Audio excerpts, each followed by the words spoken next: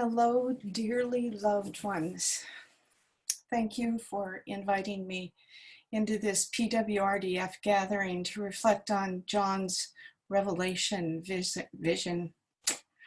I am Adele Finney, living and speaking from the unceded territories of the Salish Coast peoples, the Musqueam people of the Rivergrass, the Squamish people of the Wind, and the Tsleil-Waututh people of the Inlet.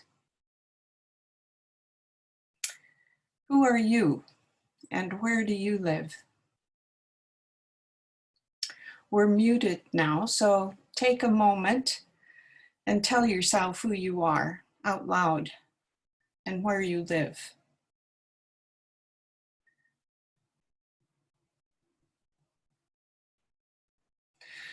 And now put your feet on the ground where you are in this pandemic edge time.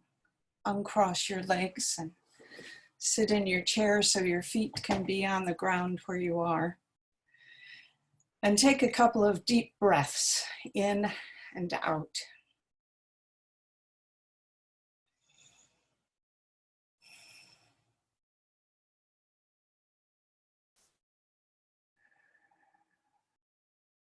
Now, open yourself to listen. See. God's home is among us mortals, undistanced, in our homes and cities, around the world, all of us relations in our wildly unbalanced inequalities. The tears she sheds through our eyes, she will wipe away.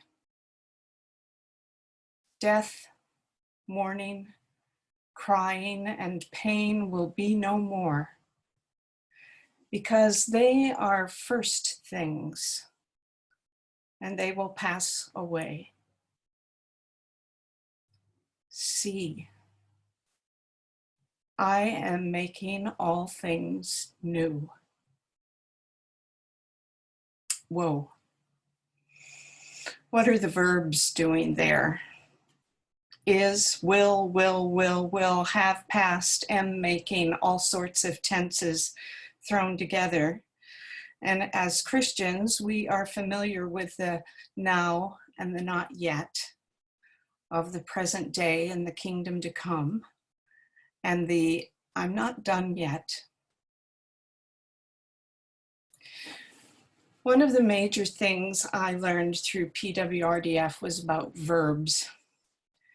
Good writing and communication use active verbs, not passive, not being done to or for, but doing.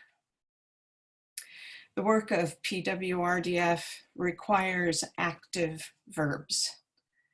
Active verbs speak of and give agency. I have further learned that most Indigenous languages are primarily verbs, 70% in the Potawatomi language. Embedded in the language is what Robin Wall Kimmerer calls the grammar of animacy in her book, Braiding Sweetgrass. Most of what we English speakers consider inanimate things, objects, nouns in English, are verbs in Potawatomi, imbued with being, animate. Even days of the week. Whoever thought Saturday had being? Their verby languages remind their Indigenous speakers in every sentence of their kinship with all of the animate world. On this day, after Earth Day in this pandemic, that's really worth sitting with for a while to let it soak in. Perhaps then those first things that will pass away are also animate beings, tears, death, mourning, crying, and pain. We know them. And they are in us. Grief and fear flow out of us. And surely we weep with Nova Scotia and with all those in long care homes, in prisons and on the streets. We have yet to see what first things are and will be in places where PWRDF partners live. In those first things, God cries with and through us, and our tears become prayer in flowing into troubled waters.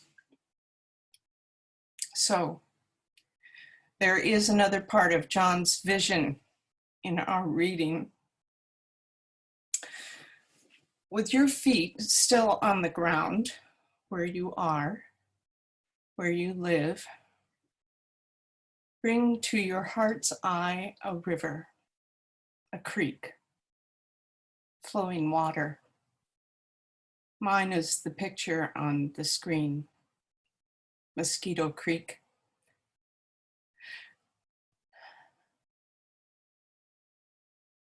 And bring alongside that river in your heart's eye a tree that has nodded to you. One that you've noticed enough to gaze back.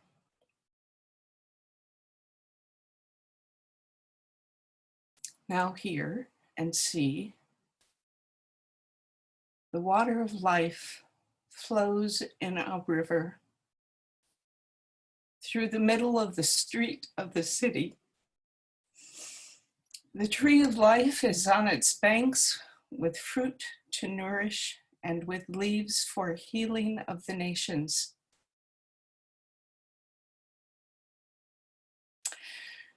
Just as the living water in your heart's mind, dancing over rocks in the sun, is home for schools of fish and teeming plant life, and sustains life as we know it and moves our spirits beyond understanding. And just as the tree of life in your heart's mind really does clean the air, holds the soil, provides oxygen to breathe and aerosols for healing, so too are you a small part of the great I am making all things new now. That's who we are, wherever we are. God is the source of life that flows through us all in the Creator's community of life.